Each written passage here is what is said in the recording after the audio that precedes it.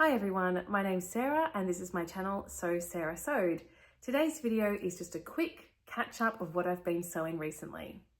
So right now it's Monday night, it's around 9 o'clock, but I am aware that I haven't chatted with you for a while and I just wanted to catch you up with what I've been doing recently. There were a couple of weeks where I didn't do a whole lot of sewing, but I did just have quite a productive weekend and I have now finished what I'm wearing right now, which is my Durban Playsuit by Nielsen patterns.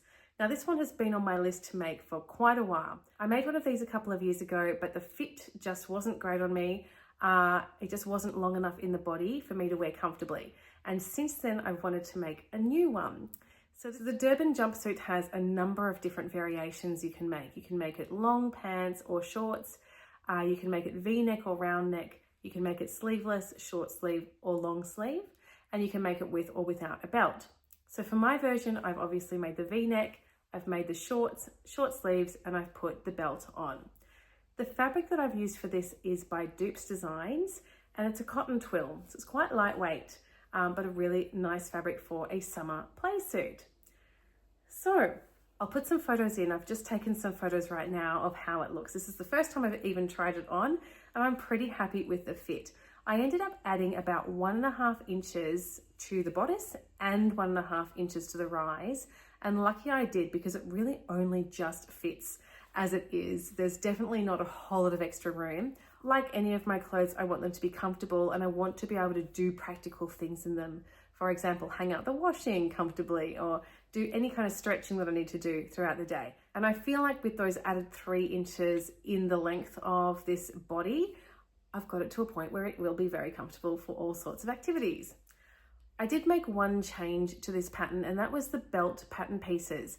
When I made this a couple of years ago, I did make the belt that was in the pattern, but I found it to be extremely wide and I just didn't really want a belt that wide with this one. So I ended up using the Wixton, the belt pattern from the Wixton Shift dress that I have, and I much prefer the width of this belt. It really is about half the width of the one in the Durban pattern. And yeah, it came together really nicely. This is actually my 3rd version of this jumpsuit. So last year I also made a linen rayon blend one, just in a plain black. And I do wear that quite a bit in the summer actually. With that drape though, it actually fits quite differently. It feels a lot more roomy, to be honest, than this structured cotton version. But one thing I learned from that one is that belt loops would be really, really convenient when using the bathroom, because I wear the belt with that black one, but when I remove the play suit to use the bathroom, I've got nowhere for the belt to go. So this one I've put the belt loops on, and hopefully that will make that situation a little bit more practical. I also added the back pockets to this version. I also added the back pockets to this version. My black one definitely doesn't have the back pockets. I don't think I'll use the pockets in the back all that often, but I just wanted them to break up the pattern a bit. And it's got the side seam pockets, which I will definitely get a lot of use out of. So my buttons are just plain ones I found at Spotlight, and I think they work really, really nicely. One thing that I probably will still do is sew down these cuffs. So at the moment I've got them turned up on the arms and on the legs, and I think that I will sew them down, so at a couple of points, because they do want to keep either coming up higher or not staying in place. So I'll sew those down, because I can't imagine that I'll want to ever have them in a longer position, the shorts and the sleeves. So yeah, I'll sew them down, and that will be the last job I need to do on this playsuit. I'm not quite sure about it. I did say this is the very first time I've put it on. My first impressions when I put it on was that it could come across a little bit pajama-like, but hopefully styled with the right shoes, it won't. I think it's kind of cute. So I'm glad to have finally ticked that one off my list and to have used that special fabric that I bought partway through last year. This past weekend, I also cut up the dress that I had decided to transform for the So Frugal 25 challenge.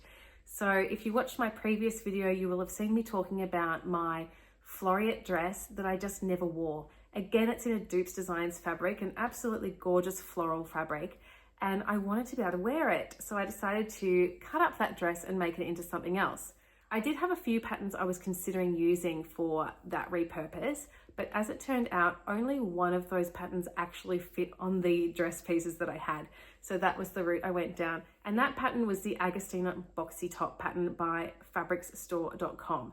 So I'm not going to show you that one yet. I will be revealing that one over on Instagram on the 31st of March, so that's next Monday, and hopefully also in a video here too. So that one's a little bit of a surprise still, although now you know what I've made it out of. And I think it came out really nicely actually. I wore it to work today, it was comfortable, it was nice and bright, and I'm happy with the transformation. So while I was putting all my pieces out and deciding what I was going to do, I did still really want to try another pattern, because something I do enjoy about So Frugal is trying out new patterns that I haven't made before. And I had a couple more that I'd printed and I do want to give a go. And one of those is the Blandine top by I Am Patterns. So I actually have cut out that pattern in another one of my stash fabrics, and I'm excited to give that one a go.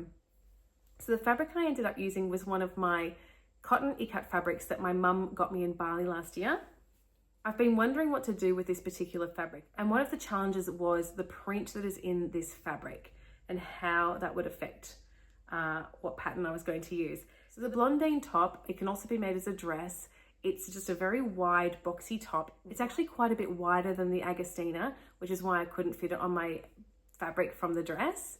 But I thought it would work really nicely on this ikat fabric. So here's the fabric. It's still attached to the pattern piece at the moment.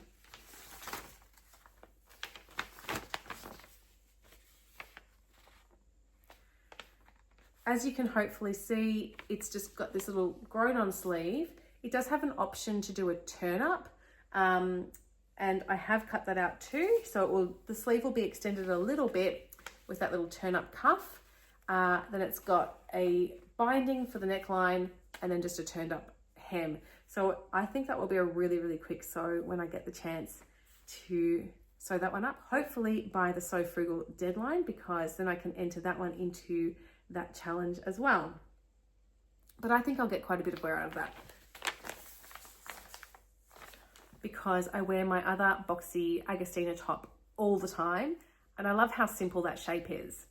Now the interesting thing about that pattern is that it can also be made in knit fabrics, and I've got a stripy cotton jersey that I bought in the middle of last year that I thought I might try and make this pattern out of as well. Now this pattern has almost no stretch, and so I thought, because this particular t-shirt pattern was also appropriate for wovens, then this could work really nicely. So this is an olive and creamy kind of stripe that I got from Draper's Fabrics in the middle of last year, and it's just been waiting and waiting patiently for me to turn it into a t-shirt. It was always destined to be a t-shirt, but I hadn't decided which one. I had been thinking I'd make the Jackson tee by Helen's Closet, but I thought this could be a good opportunity to try a different pattern. And yeah, as I said, I really like that kind of boxy style. So hopefully that one will work as the Blandine as well. So while I haven't had all that much time to sew recently, I have been trying to fit in 1 or 2 rows of knitting most nights, sometimes more. And I have made quite a bit of progress on my Glowhair Frost Shawl by Stephen West. So I think last time I showed you my progress, I just started on this light pink section where I was doing cables for the first time. And I've made quite a bit of progress on that now. So you can see here, between each of these little lacy V's, there is like a column of cable. Hopefully that's visible on the screen. But I've got about, I think I've got about 8 rows left of that section before I get to move on to something else. So yeah, I'm getting a little bit sick of that now, but I'm almost done with that section, and then I'll get on to a different stitch pattern and adding some more colors in. So the next thing I'll do is knit this color again, but held with the 3 different mohairs. And then I move on to my darkest fingering weight color, which is a darker pink. So I really, really love these shawl patterns because of the interest in them, the fact that it doesn't stay the same for too long. And I'm loving the way that's coming together. The yarn for this one I got from a shop in New Zealand online called Get Flocked. They were selling kits and I loved this pink one. So looking forward to finishing that and having that ready to wear by sort of mid to late autumn. So just a quick video from me tonight. I really just wanted to check in with you and let you know what I've been doing. I wanted to share my Durban with you and give you a very quick update on my So Frugal progress. One other thing to share is that thanks to your encouragement and feedback, I have decided to go to Bendigo this year.